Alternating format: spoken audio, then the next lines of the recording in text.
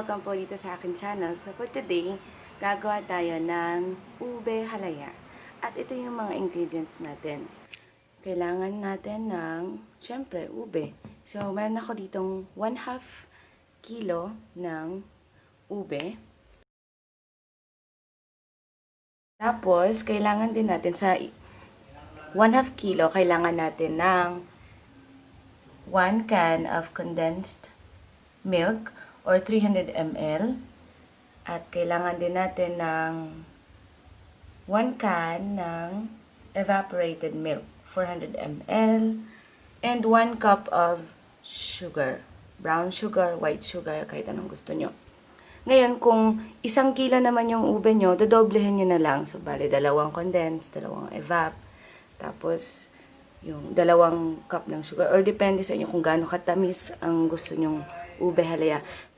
So, ngayon, simulan na natin ang pagluluto ng ube halaya. Alright, so, dito sa ating kalan, ilalagay na natin ang ating ube. Binalatan ko yung ube, tsaka slice ko siya ng pino. And then, maglalagay tayo ng tubig. Tapos, halagyan natin ng tubig.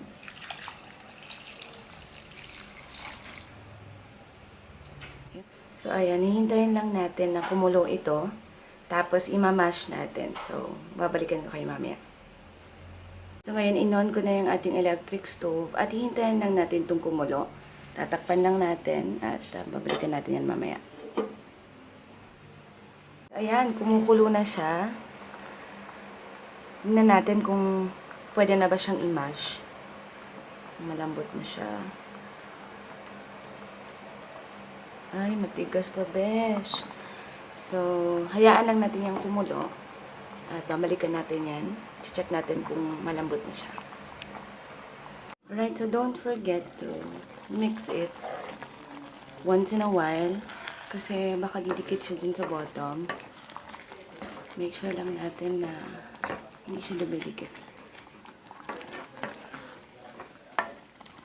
Ayan, takpan ulit. Ayan, so ngayon i-check na natin kung malambot na ba siya.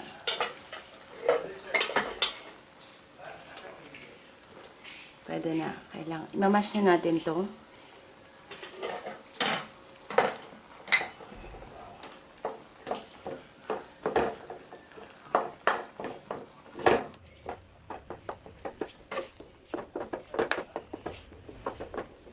Ayan, so namash na natin ang ating ube. Ngayon, papalamigin lang natin siya dahil mas pipinuhin pa natin siya.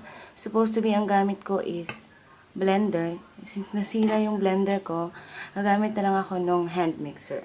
So, susubukan natin yan in a while. So, palalamigin lang natin siya at this point. Transfer ko na siya dito sa ating bowl. At itatry ko lang naman na gamitin yung hand mixer kung kaya niyang papinuhin to. So, sige na, try na natin. Maglalagay na lang ako konti pala ng evaporated milk. Konti lang para hindi mahirapan yung ating mixer. Ayan, konti lang. Okay. Ito na.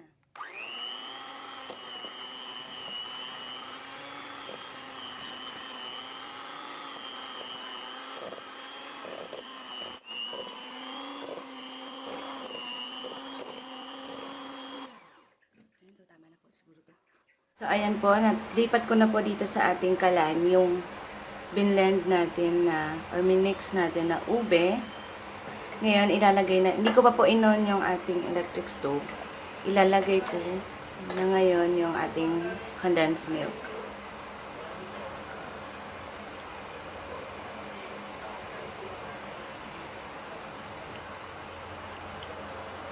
Susunod ko po ay ang ating evaporated milk.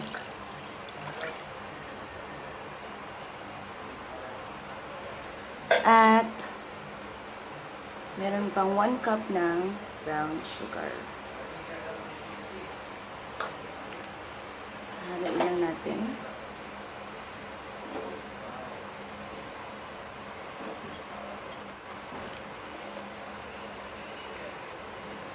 Right at this point, i-on na natin ang ating electric stove. Ilalagay natin na yung ating margarine. 50 grams ng margarine. Ilagay ko. Or 2 kutsara ng margarine. And continuous lang yung ating paghalo.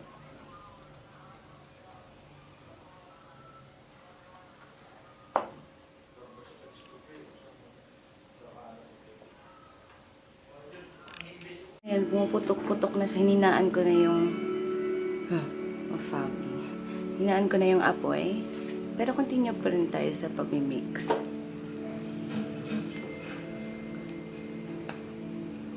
Alam nyo, kahit nakakapagod tong gawin, sulit naman. Mas ma-appreciate to ng mga mahal mo sa buhay or sa lahat ng mga titikim nito kasi niluto mo to with love eh. Char. So, habang nagsasalita ako, mix pa rin ako ng mix. Ayan, so gabi na guys. Matapos ang isang oras ng paghahalo, tapos na natin gawin yung ating ube halaya. Palalamigin ko lang ito at ito transfer ko sa lalagyan niya.